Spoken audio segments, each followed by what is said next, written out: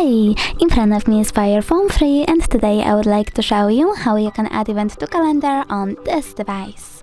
Firstly, you need to access the device's calendar by clicking on it. Now click on this little icon at the bottom right corner over here and just get it. Then tap on the month above and pick a date by clicking at the chosen one, like that one. Then click on this plus icon at the bottom right corner and select event. Over here you can customize it however you wish to. For example, you can add a title, pick starting or ending hour over here, and save it by tapping on OK, or turn off this feature completely by tapping on this word next to all day. You can also add people from your contact book, select location over here, choose while using the app, type location, and click at the desired one. Now you can set up notifications minutes, hours or weeks before, tap on done, and even change color and take notes.